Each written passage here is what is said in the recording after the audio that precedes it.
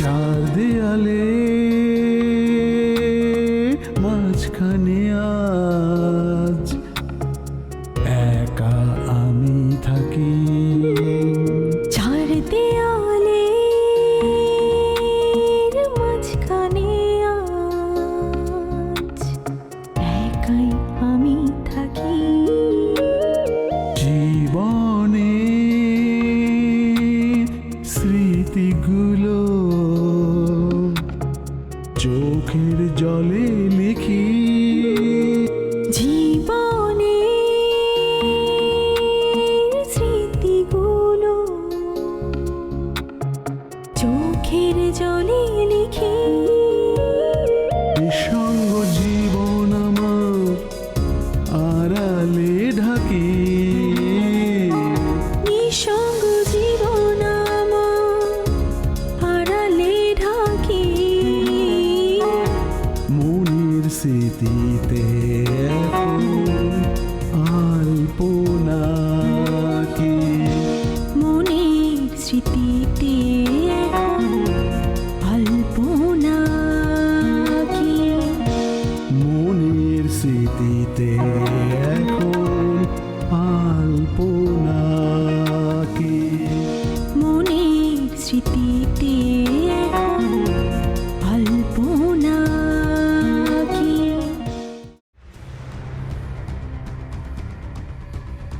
কালকে এক মেয়েকে নিয়ে এসেছিল না অফিসে চাকরি দেওয়ার জন্য, সে মেয়ে তো আজকে সকাল থেকে অফিসে এসে বসে আছে। কি বলছেন এসব? এটা তোমার ভুল ধারণা। বাবা যদি তোমাকে টাকা নাই দিতে সরাসরি বলে দিতে।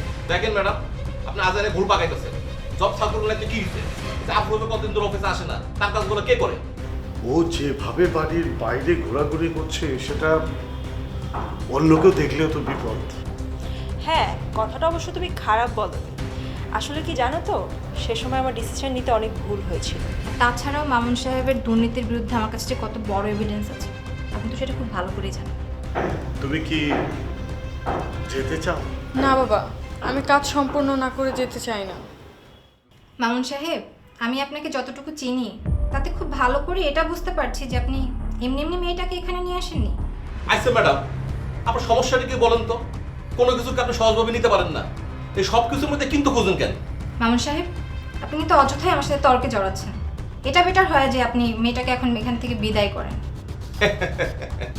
ম্যাডাম, আমি তো তাদের বিদায় দেওয়ার জন্য আনি নাই, চাকরি দেওয়ার জন্য আনছি। কোথায় একটা মেয়ে মানুষের আর একটা মেয়ে মানুষকে হেল্প করবেন তা না, আদব তো। তার মানে আপনি মেয়েটাকে বিদায় করবেন না, তাই তো? না, আমি করব না। আপনি কিন্তু খুব বাড়াবাড়ি করছেন মামুন সাহেব। থামেন, সব জায়গায় ঝামেলা পাকায় না তো ভাই, নিজের কাজ নিজে করেন। সব জায়গায় নাক গরম গিল্লিকে আপনি। Mind your language. থামেন, চেয়ারম্যান সাহেবের সিদ্ধান্ত চেয়ারম্যান সাহেবের নিতে দেন। আপনি ফাল পাচ্ছেন গিল্লিকা। ঠিক আছে, আমিও দেখছি আপনি কিভাবে ওকে নিয়ে উঠবেন। যান দেখেন গিয়া।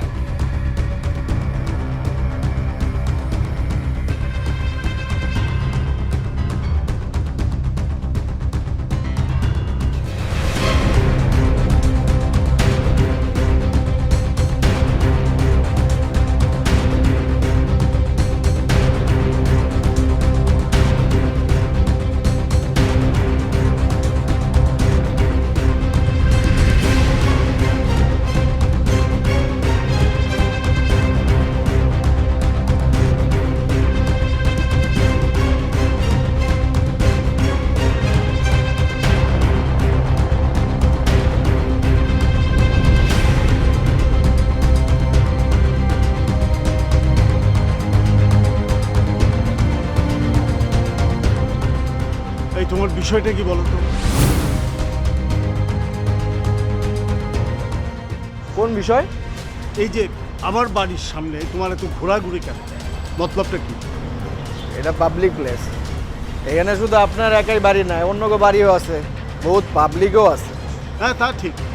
তবে কেউ যখন আমার বাড়ির দিকে স্পেসিফিক তাকিয়ে থাকে তখন নিশ্চয়ই সেটা সন্দেহের কারণ। এবং তুমি নিশ্চয়ই অস্বীকার করবে না যে তুমি আমার বাড়ির জানালার দিকে তাকিয়ে থাকো, যা আমি নিজেও দেখেছি। অস্বীকার করুম না, দেখি আমার ভালো লাগে। কেন, কোনো অসুবিধা? না, অসুবিধা না, কিন্তু লোকজন দেখলে কি ভাববে? লোকজন এখন কি ভাবে এটাতে আমার কি লাভ? না তোমার কোনো লাভ নেই, কিন্তু আমার ক্ষতি, কারণ বাড়িতে তো মেয়ে ছেলে আছে। পরের মাইয়াও আছে। হ্যাঁ, পরের মেয়েও আছে, এবং সে আমার বাড়ির বউ। তাই নাকি? কেন, কোনো সন্দেহ আছে? সন্দেহ তো আছেই। কাজল আমার লয় কথা না কয়া এই কাজ করতেই পারে না। কাজলের সাথে কি তোমার প্রেম ছিল? ছিল না, এখনো আছে। অবশ্য এখন আমার অ্যাভয়েড করতেছে। অনেকদিন ধরে আমি ওরে খুঁজতেছি। সে তোমাকে এখন অ্যাভয়েড করবে সেটাই স্বাভাবিক, কারণ সে এখন আমার বাড়ির বউ। আপনার পরিবারের বউ? মানে কার বউ? আমার ছেলের বউ। আরে মিশা কথা কনকে, আপনার তো কোনো ছেলেই নাই, সেই খবর তো আমি জানি। তাহলে তো সত্যিটাও জেনেছো যে সে আমার বড় মেয়ের জামাইয়ের? সে বউ না, সে আপনাকে কেউই না। কে বলেছে তোমাকে? কেউ বলে নাই, আমি নিজেই বের করছি। আমার অনেক নেটওয়ার্ক। তুমি নিজেই বের করেছো? হ্যাঁ, আমি নিজেই বের করছি। আপনি ওই দিন ওরে কাজল নামে ডাকছেন না, তখনই বুঝছি ও আপনাকে কেউ না। ও আমার অনেক আগের পরিচিত, ওর নাম জারা। এই তুমি আসলে কি চাও বলো তো? কিছু চাই না, জারার লগে একটু দেখা করতেছি। কেন দেখা করবে কেন? আজো আমার প্রেমিকার লগে আমি দেখা করবো, আপনি এই জন্য কই ক্ষতি তৈব? আর যদি দেখা করতে না দিই? না দিলে দিবেন না, আমি আসল কথাটা সবাই জানাই দেব। আপনি যেই উদ্দেশ্যে যারা ভাড়া করছেন সেই কথাটা সবাই জানিয়ে দেয়। আচ্ছা, তুমি আসলে আসলেই কে বলো তো? আমি মন যারা বয়ফ্রেন্ড। আমি তোমাকে পুলিশে দেব। পারবেন না। আমি কে সেটা কি তুমি জানো? জানি জানি, আপনি রিটায়ার্ড জাস্টিস, একটা বটমলেস বাক্স। দেন এসব হুমকি দামকি দিয়ে আমার এখান থেকে সরাতে পারবেন। আমি উল্টা আপনার কেস দিতে পারি। আপনি পরের একটা মায়ারে নিজের বাড়িতে রাইখা কোন এটা আপনার বউ।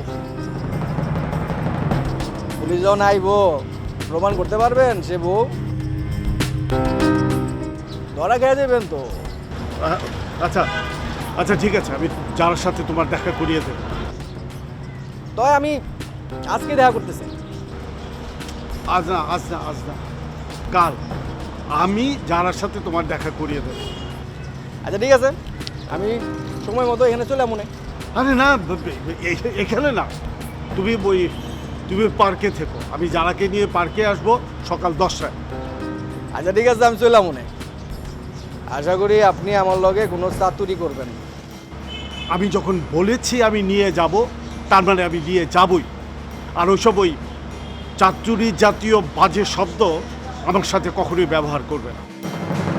এটা আমার অভ্যাস, অনেক বদ্ধ আছে, আস্তে আস্তে সবই জানতে পারবেন। বাস বাস, তোমার এত অভ্যাস বদ অভ্যাস শোনার আমার সময় নেই। তোমার সাথে কাল দেখা হবে, এখন তুমি যাও। ঠিক আছে ঠিক আছে।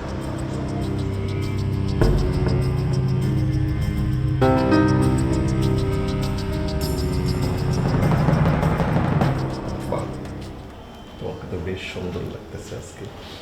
শোনো, তোমার এই রূপ দেখতে চাইলে সাথে চুপ ফিরে কি পারবে না, আর ওইটাকে আমাদের এনগেজ করতে হবে আজকে। হ্যাঁ সোহেল সাহেব। স্যার, একটা বিষয় আমার মাথায় কোনোভাবেই আসছে না। এমন একটা প্ল্যান আপনার মাথায় আসলো কি করে? চেয়ারম্যান স্যার আমাদের আইডল, কোম্পানির শুরু থেকে আজ পর্যন্ত এই একটা অবস্থানে সে নিয়ে এসে, সেই চেয়ারম্যান স্যারের সাথে তার সাথে আমরা কীভাবে সাবোটেজ করতে পারি? আরে মিয়া চুপ করেন, ভূতের মুখে রামনাম। আমরা কখন স্যারকে সাবোটেজ করলাম? আজকের এই কোম্পানির অবস্থানের পিছনে আমার কি কোনো অবদান নাই? আপনারা জানেন না মিয়া, সোনিয়ারে আনছি। এখন স্যার যদি ওনাকে হেল্প করে চাকরি দেয়, আপনার কোনো সমস্যা? না, আমার কোনো সমস্যা নেই, কিন্তু আপনি তো সোনিয়াকে এনেছেন অন্য উদ্দেশ্যে, এটা কি ঠিক? আনছি। এখন যদি স্যার সোনিয়াকে লাইক করে, ক্লায়েন্টও বেশি নিয়ে যায়, পার্টিতে নিয়ে যায়, দেশ বিদেশে ঘুরতে নিয়ে যায়, আপনার কোনো সমস্যা? না, আমার কোনো সমস্যা নেই। তোমার কোনো সমস্যা আছে? না স্যার, আমার কোনো সমস্যা নেই। Good, very good. সোহেল সাহেব হচ্ছে একবার চোর, একবার সাধু। একবার সামনে আগাবে, একবার পিছনে পিছনে যাবে। শোনো, এদের কথা শুনে কখনো জীবনে শাইন করতে পারবে না। আমি যা বলি সেটা শুনবা, তাইলেই তুমি জীবনে শাইন করতে পারবে, বুঝছো? জি স্যার, আপনি যেভাবে বলবেন ঠিক ওইভাবে আমি শুনবো। শোনো সোনিয়া, তোমার চাকরি দরকার, তোমার বোন অসুস্থ, বাবা নাই, মা একা সংসার চালাতে পারে না। তুমি এমএ পাস, বুঝছো? জি। বিএ পাস বুঝলাম, ধরো তুমি এমএ পাস। ধরলে তো হবে না স্যার, যদি জব হয়ে যায় তাহলে তো তাকে সার্টিফিকেট দেখাতে হবে। হবে না, তার জন্য আপনারা আছেন না, সামলাবেন, লাবণীকে গুটি করবেন। জানি সহজ না, কিন্তু চেষ্টা তো করতে হইব। ধরেন সোনিয়ার অপারেশন সাকসেসফুল হইল, তাহলে তো আপনি লাভবান হবেন, কি হবেন না? কিভাবে স্যার? এইটাও বুঝলেন না? সোনিয়া ইন, নদী আউট।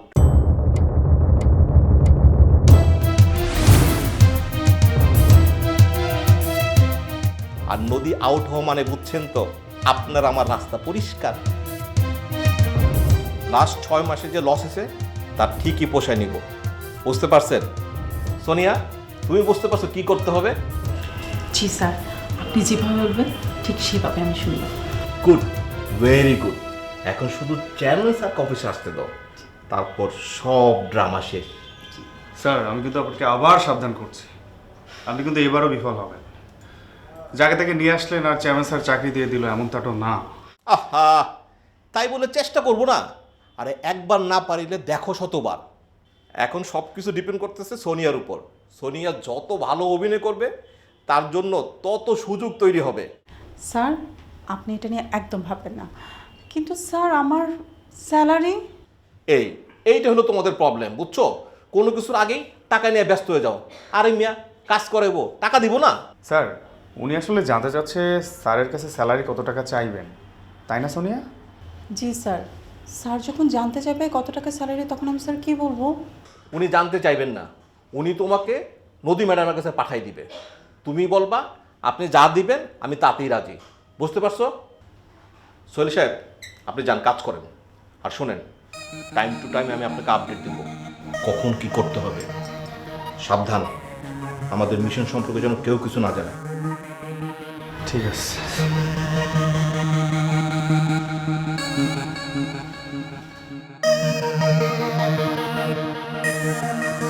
ফালতু একটা পিতুর ডিম, একদম সাহস নাই।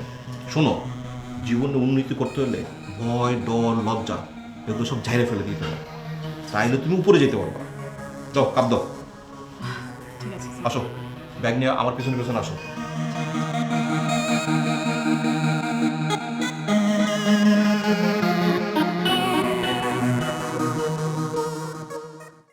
তোর বন্ধুদের কি অবস্থা? ওরা কতজন আসবে?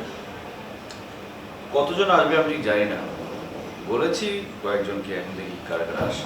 কি বলিস, বরযাত্রীতে কতজন যাবে সেটা বলতে হবে না? তুই তো বোঝা যায় নাকি কে কে আসবে? তো কেমন বন্ধু তোর, বোঝা যায় না কিভাবে? ও তো কেমন দেখবে প্রীতমকে? ভালো না, শরীর অনেক ভেঙে গেছে। ডাক্তার কি বললো? ডাক্তার তো আশা ছেড়েই দিয়েছে। আমরা শেষবারের মতো একটা চেষ্টা করতে চেয়েছিলাম, ইন্ডিয়া যেতে চেয়েছিলাম, কিন্তু প্রীতম কোনোভাবে রাজি হলো না। রাজি না হয়ে ভালোই করেছে। তোরা এসব খামাকা করছিস, অযথা টাকা নষ্ট। সবসময় টাকা দেখলে চলে না ভাইয়া, সম্পর্ক অনেক বড় একটা ব্যাপার। তোদের মধ্যে কেমন সম্পর্ক তা তো সবারই খুব ভালো জানা আছে। যে ছেলে তোর বিয়ে ভাঙার জন্য উঠে পড়ে লেগেছিল, তার চিকিৎসার জন্য তুই এখন উঠে পড়ে লেগেছিস। হ্যাঁ, বৃথায় টাকাগুলো নষ্ট হবে। ভুলে গেছিস সেসব কথা? আমি কিছুই ভুলিনি ভাইয়া। প্রীতম কেন সেটা করেছিল আমি খুব ভালো করে জানি। প্রীতমের জায়গায় অন্য কেউ থাকলে সে একই কাজ করত। প্রীতম একটা ভুল করেছিল, সে তার ভুল বুঝতে পেরেছে।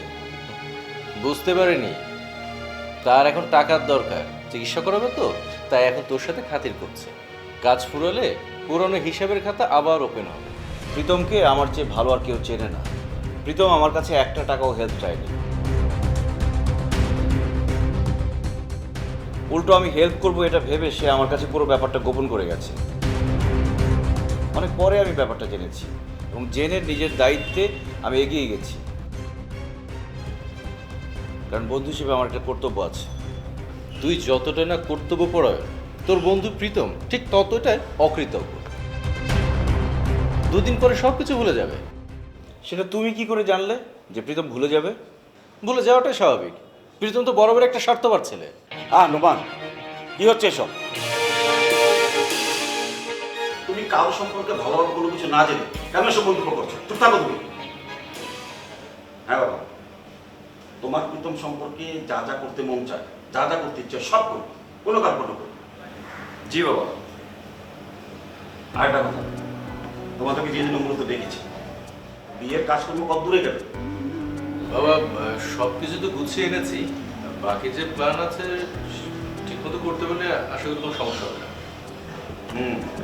বাইরের কাজগুলো না হলো, কিন্তু ঘরের কাজ করার জন্য না আসলে একজন অভিভাবক শ্রেণীর মহিলা খুব দরকার। বাবা, সীমানা তো আছে, আপনি কোনো চিন্তা করবেন না। না না, সীমানা আছে ঠিক আছে, কিন্তু ওর বয়স কম, তাছাড়া শহরে বড় হয়েছে, বিয়ের সমস্ত আচার আচরণ নিয়মকানুন ঠিক মতো জানে না। সেটা ঠিক বলেছেন বাবা, তাহলে কি করা যায়? কি করতে হবে সেটা আমি আগেই ভেবে রেখেছি। তোমাদের সাবেরি ফুপুর কথা মনে আছে? আমার দূর সম্পর্কের বোন। ফুপু আসবে? কবে আসবে? অনেকদিন ওনার সাথে দেখা হয় না। খুলনাতে থাকে। ওকে তো আরমানের বিয়ের কথা বলেছি, শুনে তো মহা খুশি।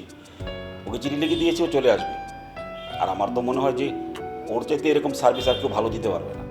তাহলে তো অনেক ভালো হবে, ফুপু এলে অনেক মজা হবে। আচ্ছা বাবা, কাকুলি আসবে না সাথে?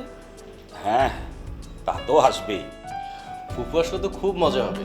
ছোটবেলায় যত আবদার করতাম ফুপু সব আবদার মানতেন, কিন্তু খুব শাসন করতেন। এত খুঁতখুঁতে স্বভাবের ছিলেন। না না, তোমরা তখন ছোট ছিলে, তাই তোমাদেরকে একটু আগলে আগলে রাখতো। আর এখন তো আর সেই সময়টা নেই। ও আর একটা কথা, ও যদি আসে তোমরা ওকে একটু সময় দিও। ওই বাড়িতে তো কখনো আসেনি, ও আসলে ও সব কিছু একটু বুঝিয়ে দিও। সেটা আমরা করবো বাবা, আপনি চিন্তা করবেন না, আমরা আগে থেকেই সব প্রস্তুতি নিয়ে থাকবো। খুব ভালো লাগলো বাবা, আমি তোমাদের কাছ থেকে এমনটা শুনতে চেয়েছিলাম। তবে আর একটা কথা, তোমাদের কারো কোনো আচরণের জন্য তোমার ফুপু কষ্ট না পায়, এই দিকটা একটু খেয়াল রাখো। কিন্তু বাবা, সীমানাকে তো ফুপু এর আগে দেখেনি, কি হবে সেটাই তো বুঝতে পারছি না। সেটা তুমি তোমার ওয়াইফকে একটু আগে থেকে বোঝাও। আর তোমার ফুপু তো সারা জীবনের জন্য এখানে থাকবে না, অল্প কয়েকদিনের জন্য আসবে। সীমানাকে একটু অ্যাডজাস্ট করে নিতে বলো। আর তাছাড়া সব কিছুতে এমন গা ছাড়া ভাব দিয়ে থাকলে হবে না বাবা, দায়িত্বটা তোমাকেই নিতে হবে। সেটা আমি জানি বাবা, আমার যেটা করা উচিত আমি সেটাই করব। শুনে খুব খুশি হলাম বাবা। ও হ্যাঁ, লিস্ট অনুযায়ী সমস্ত কার্ডগুলো বিতরণের ব্যবস্থা করো। জি বাবা, আজকেই শুরু করে দেব। তো আমার কথাবার্তা আপাতত শেষ, তোমরা বসো, কথা বলো। কামরুল, এই আমার দুধটা দিয়ে যাইস। আচ্ছা, তোর কয়টা কার্ড লাগবে বল?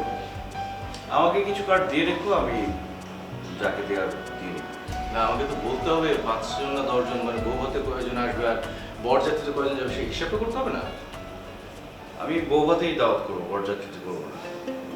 বাহ, মানে শ্বশুরকে এখন থেকে হেল্প করা শুরু করছিস?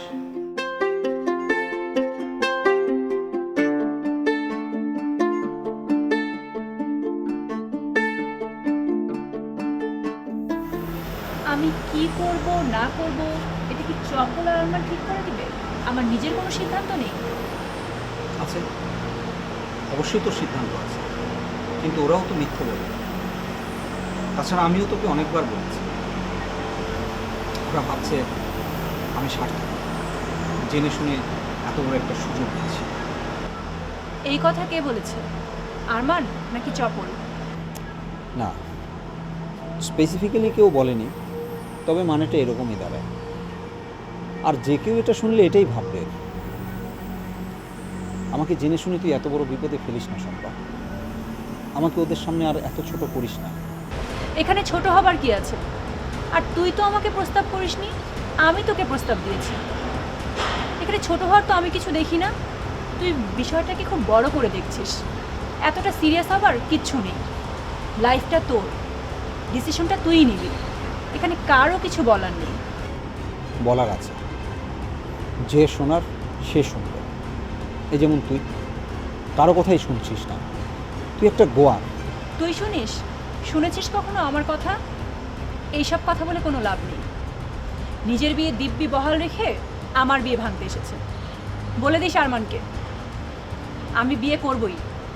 আমি করব না, অসম্ভব। কেন বুঝতে পারছিস না? তুই করবি বিয়ে। আমার সব কিছুর বিনিময়ে আমি তোকে বিয়ে করব। আমি তোর সব অনুভূতিতে থাকতে চাই, আমি তোর গন্ধে স্পর্শে থাকতে চাই, আমি তোর প্রেমে ঘৃণায় সব কিছুতে চাই। আমি তোকে বোঝাতে চাই যে আমি তোর রাস্তাতেই ছিলাম, শুধু একটু জ্যামের কারণে দেরি হয়ে গেছে। চার দেয়ালে স্যার এমন যদি চলতে থাকে তাহলে যে নতুন কোন বিপদ হবে তা তো বুঝতে পারছি না। কিছুই বললে না, কাল রাতে আবার হঠাৎ করে বলছো টেস্ট করাতে নিতে। তোমার খুব সুন্দর লাগতেছে চেয়ারম্যান সাহেব, দেখে ইমপ্রেসড হয়ে যাবে বুঝছো। বানিয়ে কথা বলো না আরমান, আমার সাথে তোমার কখনোই কথা বলতে ভালো লাগার কথা না। তুই আমাকে করুণা করবি আর সেই করুণা নিয়ে আমি বাঁচবো? এতটা বাঁচার কাঙ্গাল আমি হইনি শম্পা। তবে আমি একটা কথা বিশ্বাস করি, মানুষ তার প্রত্যেকটা কর্মের প্রতিদান পায়। তাই বলে তুমি নিজের মেয়ের বিরুদ্ধে কথা বলবে? আচ্ছা তুমি কি বাবা নাকি মেয়ের শত্রু? যদি কোনো দোষ হয়ে থাকে তোমার, সেটা তোমার ওই রিনার দোষ। আমি তোকে বোঝাতে চাই যে আমি তোর রাস্তাতেই ছিলাম, শুধু একটু জ্যামের কারণে দেরি হয়ে গেছে। এখন